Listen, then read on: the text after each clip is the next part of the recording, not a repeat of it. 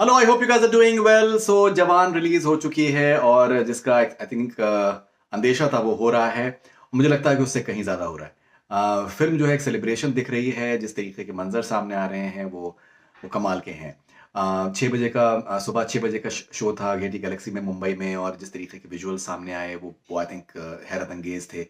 उसके अलावा और भी जिस तरीके के बैंगलोर से फॉर एग्जांपल कुछ कुछ विजुअल्स मैं देख रहा हूँ, मुंबई से मुंबई से आ रहे हैं। There someone from New Zealand who has tweeted to me that he has seen the film in New Zealand and the film is outstanding. उसके अलावा जिस तरीके के जो क्रिटिक्स हैं उनके उनके जो रिव्यू सामने आना शुरू हुए हैं, सो वो अंदाजा हो रहा है, this is across the board.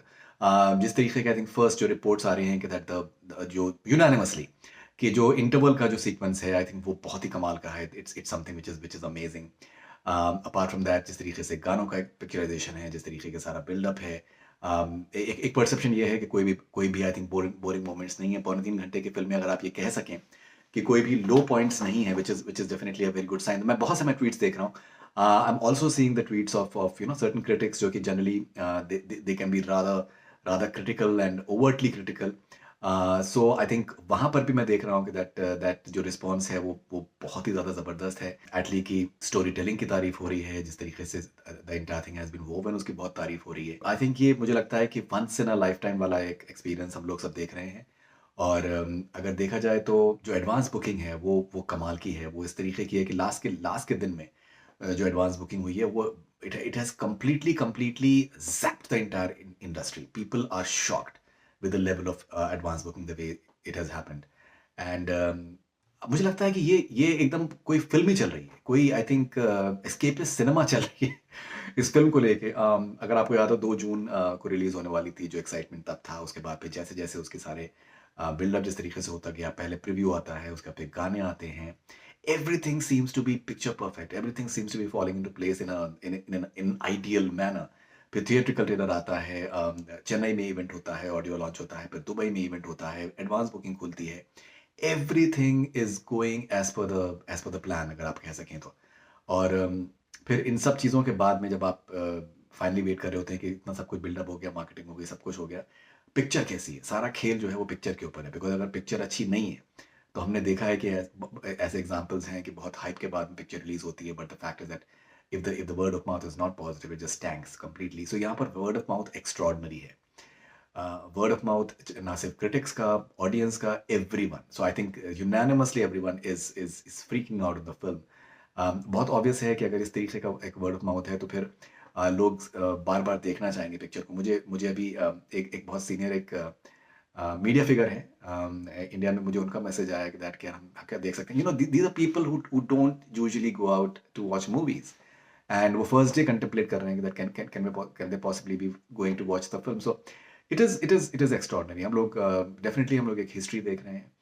And ये मुझे मुझे आपको याद होगा कि जब पठान के रिव्यूज़ आए थे, फर्स्ट रिव्यूज़ आए थे, मैंने वीडियो बनाया था, मैंने कहा था कि दैट अगर जिस तरीके के रिव्यूज़ आ रहे हैं तो sky is the limit. You can not predict now कि इसका क्या एंड होगा, किस तरीके का बॉक्स ऑफिस होगा। um, I can say safely about Jawan as well.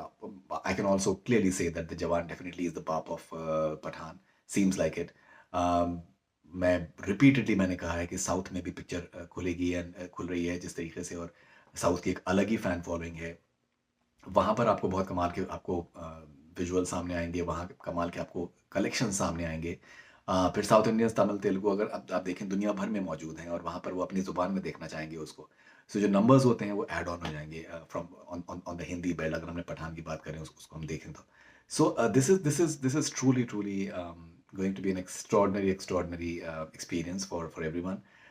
Next few days I think will be outstanding। पूरा पूरा महीना पिक्चर के पास में है, just do whatever it wants to do, and no one is coming near it as far as the release is concerned। So this is going to be unprecedented। मैं बार बार कह रहा हूँ, 2 बजे के, 3 बजे के, 4 बजे के शोज रात के ये होने पड़ेंगे। बिकॉज आप अब जब पीक पर आप पहुंच जाए, जब आपकी कंप्लीट सैचुरेशन हो जाए सिनेमा हॉल्स का, तो कोई ऑप्शन बचेगा नहीं। डिमांड अगर इतनी ज़्यादा होगी तो and लोग आने को तैयार हैं। सुबह सुबह के 5 बजे 6 बजे के शो में हाउसफुल था, तो आप अंदाज़ा लगा सकते हैं कि दैट किस तरीके का एक्साइटमेंट लेवल है।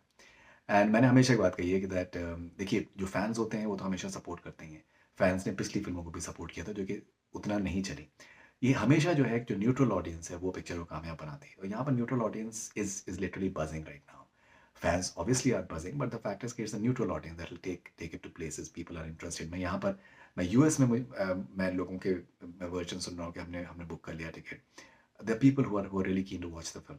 So I think we are going to be witnessing some amazing scenes in the next few days, and I just can't wait to just share it with all of you guys. This is Faridun Sharia for Connect FM Canada. Stay connected. Do subscribe to our YouTube channel.